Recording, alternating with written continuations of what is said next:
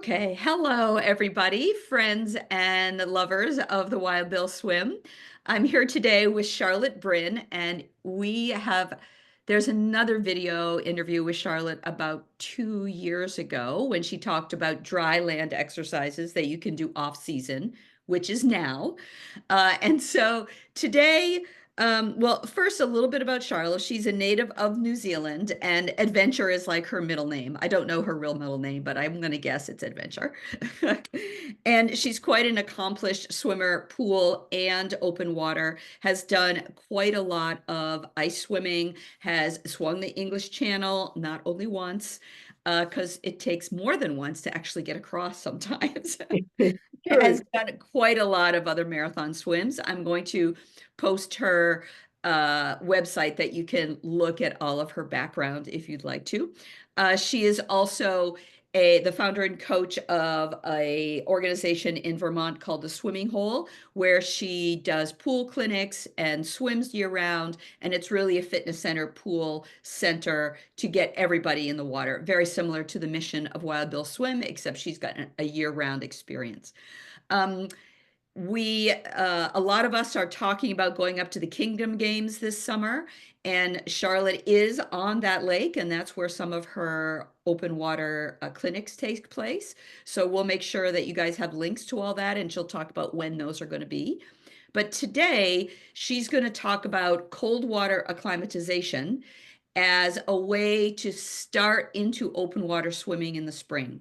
So you may have seen the interview I've done with Jen Dutton, who talked about pool swimming now to get ready for the spring and the summer. And this would be the next step.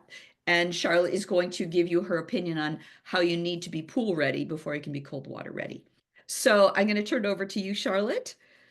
Thanks, Jen. Thanks for the great introduction. And thank you so much for having me back. It's great to see you again. And I'm really excited to share some tips and information with you all and hopefully encourage you to get your toes in the water a little earlier this spring than you otherwise would.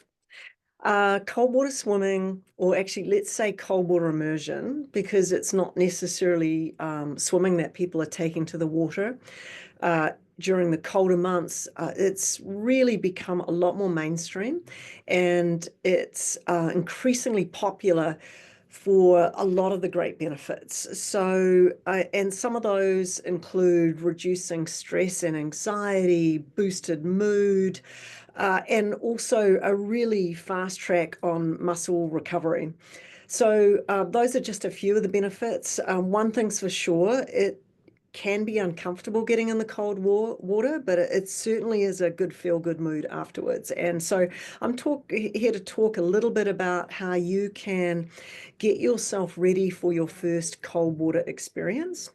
And that actually starts before you even get in the cold water. And I'm really happy that Jen was here to share her knowledge on ways of getting super comfy in the pool. I'm a big advocate of that myself. If you're considering getting out into some cold water dipping or swimming, I'd really like you to be super seaworthy in the comfort of a warm pool before you take it outdoors. And Jen's got some great information posted, I think, for you guys that you can source there. The next thing is you can do a couple of things before things ice out or you have to get in the cold. And one of the easy things that you could do is 5 minutes a day. You could be outside, either walking or standing, and spend 3 to 5 minutes out there without a jacket on.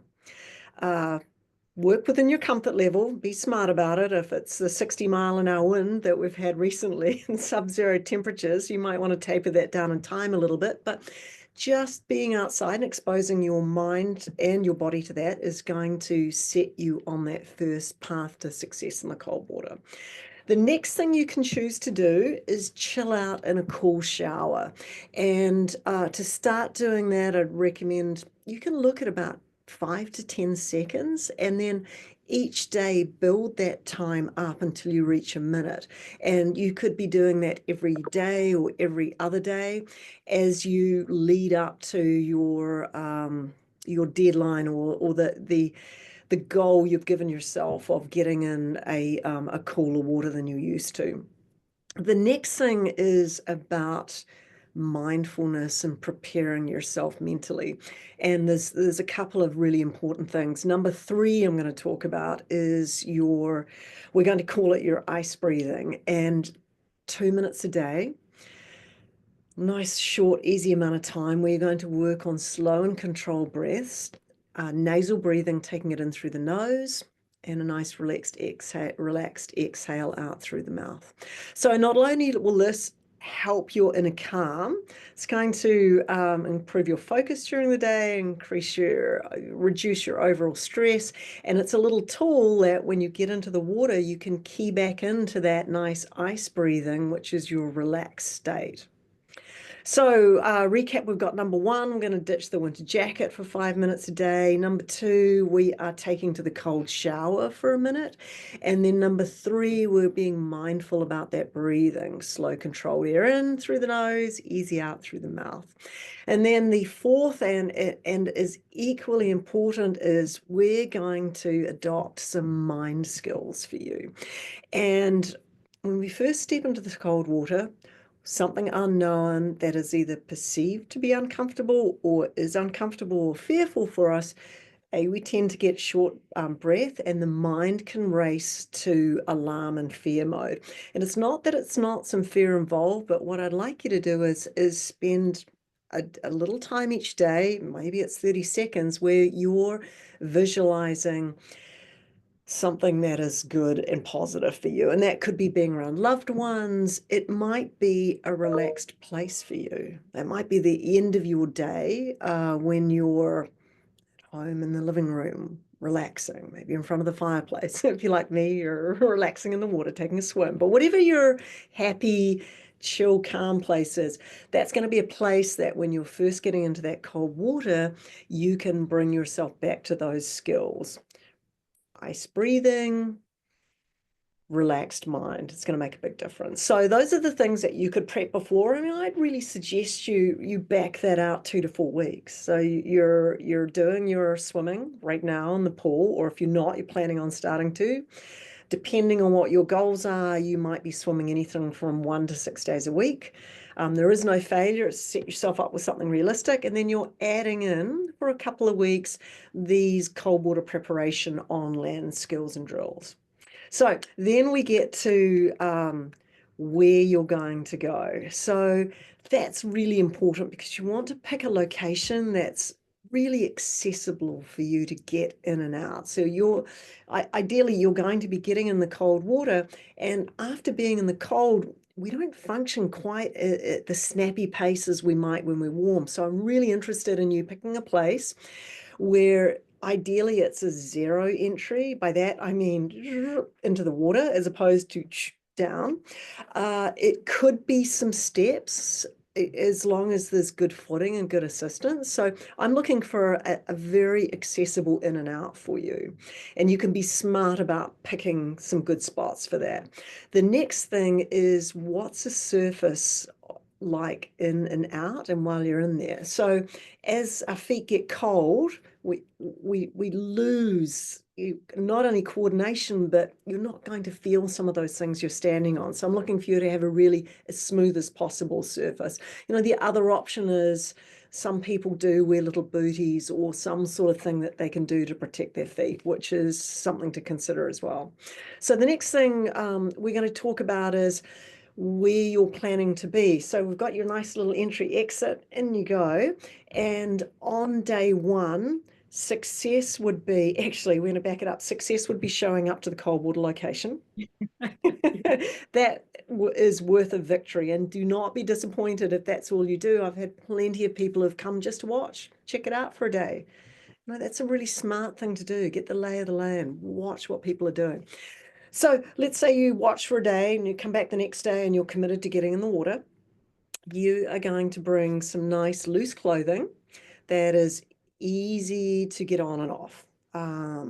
Like very helpful is a big, large jacket. There are robes that are designed for swimming. You may already have seen them or use one if you're a pool swimmer or an open water swimmer. They're very convenient, windproof, zip up, your suit's on underneath. easy to get off. When you come out of the water, I'm really looking for you to have something that's very easy to slip on. So loose clothing, I wish I got a favorite jacket. I got it in New Zealand. It cracks me up. And people always laugh at it because it's got the biggest zip you've ever seen in your life. Like the zipper bit's actually that big. And it like goes all out. And people say, what's up with that jacket? And I say, oh, it's my hypothermia jacket. And they're like, what do you mean? It's like, well, so I can actually hold the zip when I Hold pull on to it, right? Yeah, it. yeah, because Yeah. your I coordination don't goes. have it here, but the hypothermia zip is pretty funny. So, Yeah. so we're still on day one. You've planned some nice loose clothing, easy to get on and off. Got some gloves, got a hat, got some good socks. And then before we ever get there to day one, we want to make sure that we've got footwear that you can easily get on and off. Uh, Not as hard when your foot is warm and dry. A cold foot that's wet is very difficult to get into lace up. Boots, even sorrels I've struggled with. So things that can work well, it can be slip-on type things, a Croc situation. If there is not snow and ice, there's snow and ice, you're gonna want a boot. So spend a little time on something, maybe it's oversized so it's easy to slip on and off. So we've got your kit sorted out, you've got a nice towel and blanket, that stuff's all ready. You've got a dry bag that's not going to get wet waiting for you. And then you've taken that first day where maybe you're checking out the scene and watching. Ideally, you've got someone there with you who has some experience, or at least you're with other people. And it's really good to have someone on the shore that's not swimming, that can watch and watch out for you. So we've done the watch. Now we're going in the water. And it would be a victory to get your feet wet. If you get in there and get your feet wet, that's fantastic. You might wade into your knee and hip. I mean, ideally, you're going to get up to your belly button on that first day and set your watch. You might sit in there for a minute. You've already been on cold showers, not a whole lot different. And out you come, and you get to practice the redress without being really, really chilled. The next step, day 3, and again, you might be fast tracking this, but I just want to set it up in stages in case you want to, really make sure, or I always want to make sure we hit that safety and success. So now we're on day 3. We've had a look, been into our waist, we've practiced redressing. Now we are going to get in. So the cold water, if you haven't been in it really cold before, there's a couple of different ways to explain it. Number one, it takes your breath away. It's a natural response. It's a pull in. It's that, flight. So that's where our breathing practice comes in. The nasal, inhale in, exhale out, get that nice rhythmic breathing going. Number 2, it feels like it's burning your skin. One of the ways I've described cold water, this is probably going to put you off, but it's almost like someone running a hot iron over your skin. It almost feels like it's burning. It's a very intense feeling. It's survivable. It's okay. And you not only does your body adapt, but so does your mind. So you're going to go to that little mental training that we did, being around loved ones. It might be a pet, it might be your favorite place. It might be just imagining watching the waves of the ocean come in, nice and soothing, and help you relax. You're going to tolerate the cold so much faster if you're relaxed and not tense and uptight. So getting in the water today, and I'd really recommend that on your first day, you're maybe doing 10 to 20 strokes. And it would be really great if your head was out of the water for the first couple, if not all of them. It's a big difference putting your face in the water as opposed to the rest of your body. I always think the armpits is quite a big deal because it's quite like when you're doing your cold showers, get some cold water under the armpits. So when you're starting off for that first swim, let's get you going parallel to the shore, and you're going to go at a place that you can stand up at any time. That is really important. So off you take that first swim. Maybe it's 25 yards, I think, or 25 meters would be a really good goal. And then out you come out of the water. I'd love you to think about getting out before you feel you need to. So we have a little bit of control. Your clothes are laid out. easy to slip on, and you're going to get you really want to get dressed if you can within 60 to 120 seconds. So when we go into the cold water, what happens is our body is so smart. It gets better at this every time you do it.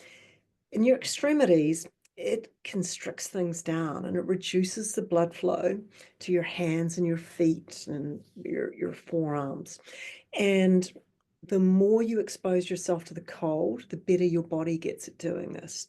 And then when you come out of the water, and things are going to start to open up, and that cold blood that was down there, not circulating, is going to start moving back into your core.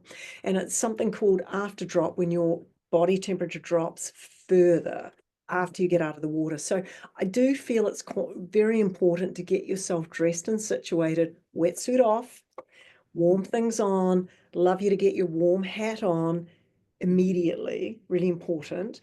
Get yourself wrapped up, couple of layers, a jacket, you might have a blanket. And then if you've got the capacity to, it's very important, get out of the cold wind and the cold air. So you might be sitting in a car, you might be somewhere where there's a covered location where you can go and warm up there. And then ideally you're warming up naturally. So a favorite, I'm a hot chocolate favorite. Some people are hot tea. We're going to call it hot, but it's actually warm. And you're just going to sip that quietly. And you might have some shivers and shakes, and just bear with it. It will pass. And avoid throwing yourself into a hot shower at that point. Give yourself a little bit of time to warm up on your own.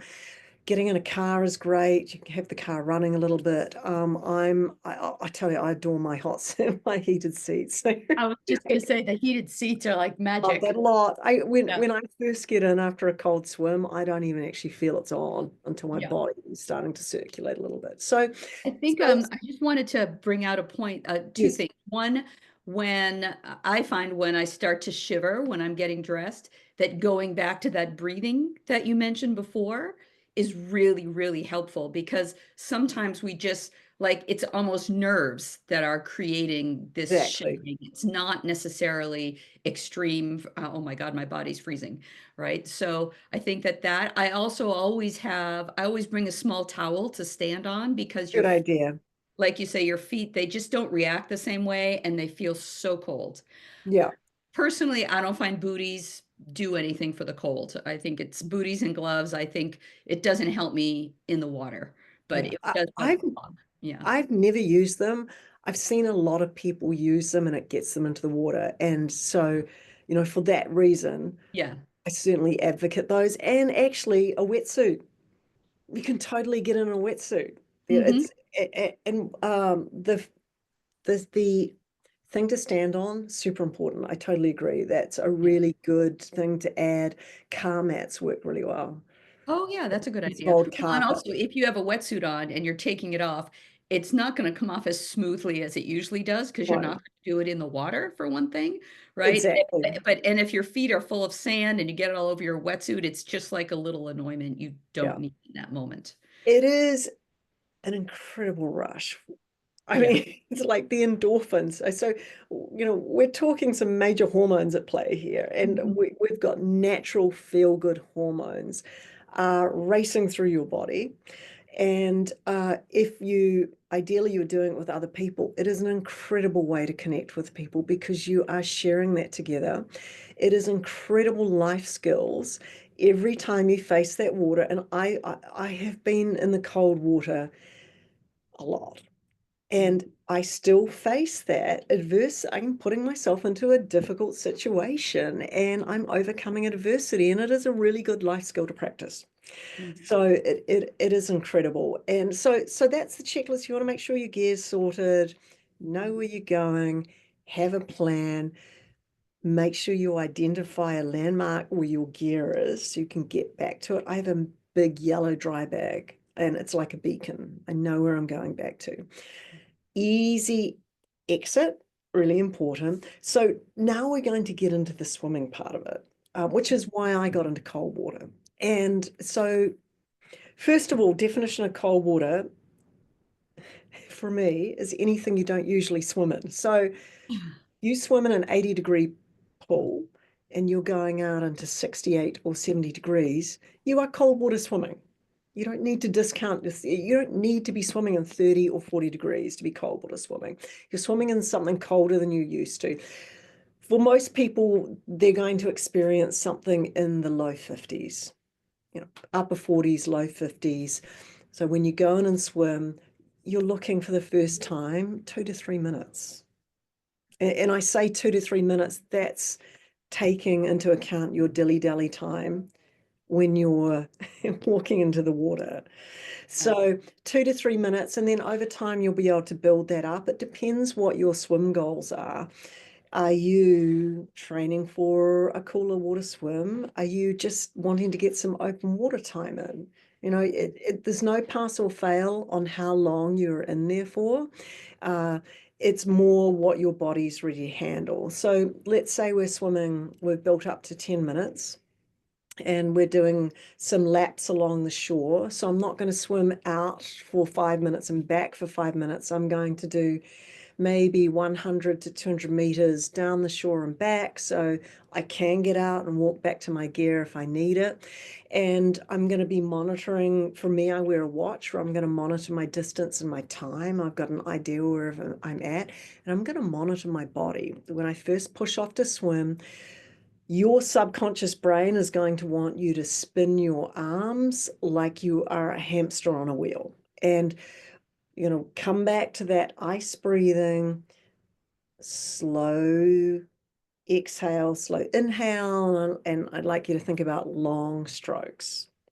I'm going to lean into the water. Your subconscious brain's going to want you to pull your head out because it feels uncomfortable. We're going to lean into the water so we can get the hips up, and we're going to be nice and efficient the way we slice through that water. You're going to notice where your hands are at. As you get cold, one of the signs is the hands pulling in, or we call it the claw. And when the hands claw, we lose some of our surface area and we're not able to pull as effectively. The colder we get, the less power we have in our pull. We want to make sure that you're moving towards the shore and getting out. As you're starting to see those signs, a couple of things you can do. You can pump your hands as you recover your arm, and you can pack it up and come out another day. You don't need to push it out there. It's hard enough as it is. So give yourself a little bit of bandwidth to get yourself dressed. I'm not going to say comfortably because it's not always comfortable getting dressed, but a little bit of time to get yourself situated when you get out. And then over time, you'll be able to extend that time in the water. It's going to become less shocking to your brain. And it'll still be hard or challenging to get in. Once you slide under that water, for me, I take 2 or 3 strokes and I'm like, oh, this is great. I love this. Oh, this is why I do this, because this is fun. It feels good. Before I get in, my brain's like, oh, it's so cold out here. It's going to be cold. And once I slide under, I'm relaxed, I'm fine, and I can swim on. I will add that we should just mention water conditions. If it's windy, choppy, that may not be a good day for your first day. Do yourself a favor, take out that variable and give yourself a nice, calm condition, or maybe you're going to stand on that day. The next thing is to be aware of the air temperature. The colder the air, the less your body is going to tolerate that cold water. So cold air, cold water, extra caution. Cold water, warm air, you're going to have a little bit more space and a little bit more wiggle room on that. Warmer water, cold air, you're going to bury your head further under the water to keep it warm. Yeah. What do you think about just cold water immersion without swimming? That's also a big trend right now, and I think it's a great way to go through some of that discomfort. I think so too. It's I've experienced that as well. It's so interesting to sit in water and not swim. Yeah. I know, we're all like, we gotta move. I was really curious, and I did a local Wim Hof class. I really enjoyed the instructor. He's a really nice guy, and we went through the class, and everyone's together. And I think I was maybe second to third last, and I get in the barrel, and I'm kind of like, in my brain, I'm like, oh, what now? And I'm like, so I start blowing bubbles in the water. He's like, what are you doing? Like, I'm rhythmic breathing. I'm blowing bubbles. This is what I do. It was really fun. But it's great. It's intense. You feel that intense burn on the skin. Your head is out. You get a hat on. It's a nice entry to that. And you can do it in a tub or a bath or a specific group, or you can get in a river. And Yeah. there's a lot of ways. I mean, it's free access. It's really neat. So I think that that's a good way to explore, and I think it's a nice way for people to be able to enjoy the water who may not be comfortable swimming in the open water. Yeah, I think so too. I have a group here that we do that every Sunday. And again, it's the community because the stories you tell and the birthday songs you sing, it's a really wonderful community. And I think that it helps when I get to the time where I'm ready to swim with a wetsuit in the sea. I'm at the sea here. That I already had, oh, yes, I know it's going to bite my toes. I know my hands are going to feel cold. I know all that. And I know my system to get out and get dressed. Exactly. And also because you just sit there, right? And I always keep my armpits closed and my hands like this. And I found that I can stay longer that way because it's like your body develops this little envelope of heated water around you, which is very different than when you're swimming. So I used to swim thinking, oh, I got to move, I got to generate some heat, but it's actually easier if you don't move, which is also counterintuitive. It is. Yeah. It definitely is. No, Yeah. I agree with you. Yeah. And I Uh, think the same thing as what you said about let your body naturally heat up because we all like want to get in the car with the hot seat, drink something warm, and then run home to a hot shower, hot bath. But the benefits change and your ability to stay. I've had friends who would do that and then they're still freezing the rest of the day. yeah, But then they yeah. stop and they're like, well, with Wim Hof, you do some breathing, you do squats, you do all these exercises. But if you just let your body heat up normally, then you're not cold the rest of the day. You don't feel compromised. No, it's absolutely right. In one location I go, for most of the locations, I really try and pick places where I've got a good car exit, like where we're close safety wise. There is one where at a certain time in the fall they lock the gate and we have to walk down. And I tell you, it's a reasonably steep climb up, and it's really good to circulate and Yeah. build a little heat in the body. So that is really good. So for you listening, you're like, well, that doesn't sound like very fun. Oh, I get a lot of why do you do it? Yeah. I really like swimming, Mhm. and I'm living in Vermont, and Mhm. there's only so much warm water.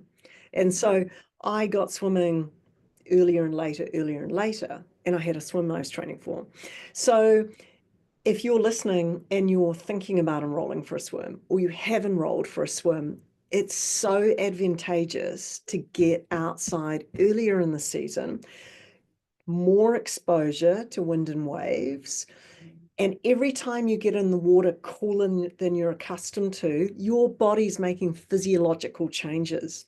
Your Mhm. actual, your circulation, your cardiovascular system is getting stronger from that vasodilation constriction back and forth. There's so many great benefits. So, A, physiologically, you are going to be overall stronger and in better health. B, mentally, you are practicing the skills to overcome challenges in your open water swim, and you are practicing self-calming and soothing every time you get in the water. And so not only for your swimming recreational competition, but your general life. We all have, whether it's personal or professional meetings where we have to be on our game, and we have to control, not control, but self-soothe, and in any situation that is unexpected or could be alarming. So I think it's got real value. 5 minutes a day is going to improve your overall performance when you get into your summer season. Mm. And my guess is if you do 5 minutes once or twice a week, you're going to fall in love with it, and you're going to end up doing 10 minutes, 15 minutes. And it's not a pass or fail. You don't have to swim 20 minutes in cold water to be a cold water swimmer.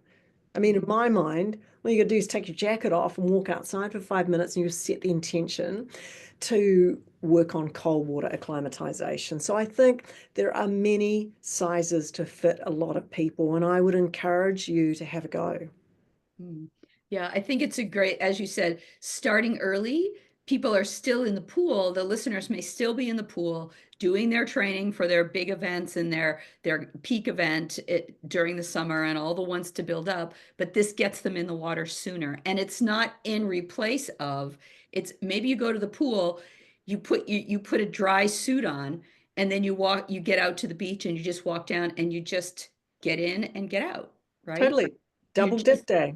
Yeah, and you'll see, I think you just the feeling of your body being in open water, it's totally grounding. It's very different than a pool. It just gets you and although when I'm just sitting and not swimming, I wear a hat, but I always take my hat off and dunk because Oh, otherwise good I for get out you. and I feel like I've done nothing. That's the swimmer in me, right? Yeah, that's so funny. And Yeah. I think I'd really like to add, I love pool swimming. I Mhm. absolutely love pool swimming. Like, it's not a pass or fail to me if someone's open water or pool. I think there's space for everything. Yeah. And the other thing on the benefits, here's the main reason I do it. It's really fun.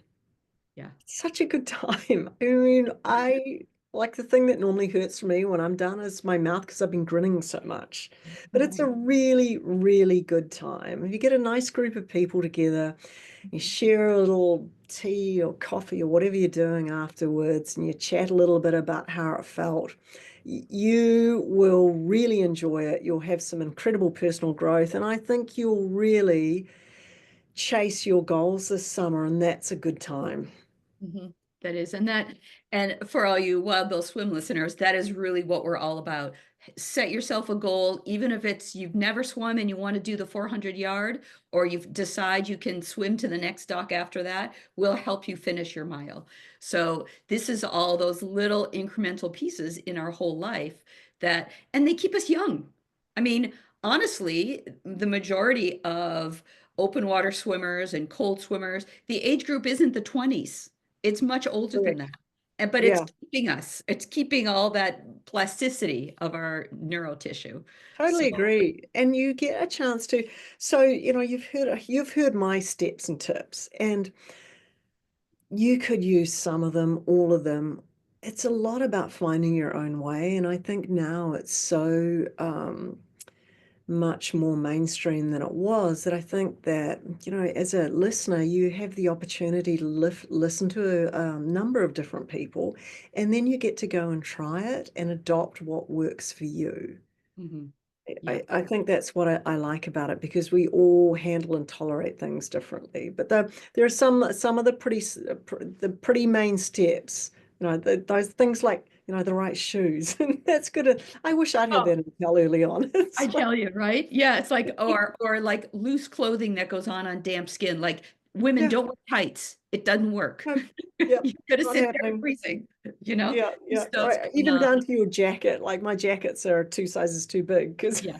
I can slip them on. Yeah, But and how many layers can you put on? Or do you like hot tea or not? Some people put their hands in warm water after, there's so many different ways. yeah. And there is a lot of science out there now about the benefits to the body and the mind, and men and women react differently.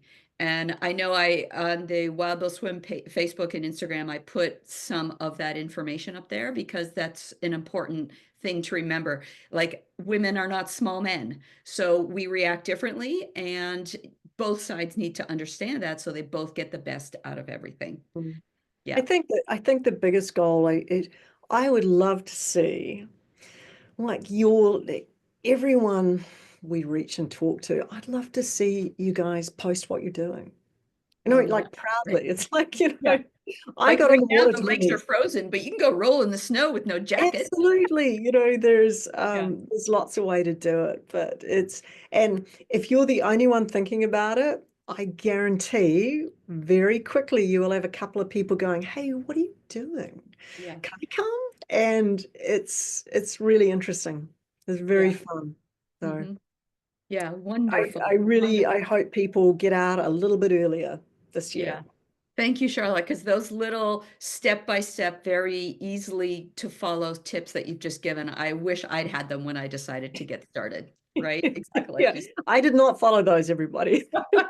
So back. Yeah, that's I know better now, but yeah. yeah, I can share them and help you have a smoother entry. But no, definitely a lot of fun. Yeah. So rule of thumb is usually, not usually, a lot of people recommend starting in the fall. I started in the spring. It worked great. Keep your eyes on the, smaller ponds are going to ice out earlier. Keep an eye on them. They'll go fast.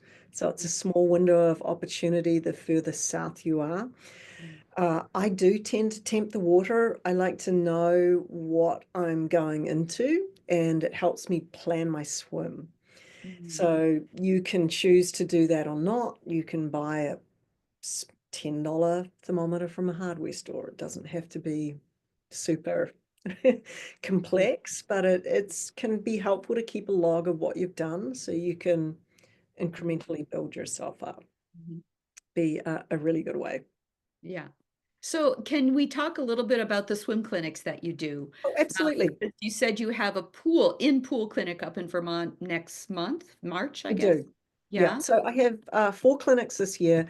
I'm really passionate about swimming. I'm even more passionate about teaching people how to stretch themselves. And I really enjoy teaching beginners, and I've done that for about 30 years. And we do run free group adult beginner swim lessons here at the swimming hole.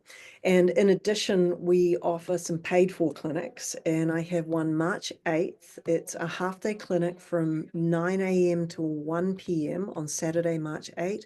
And it is going to be about finding your aquatic line in the water.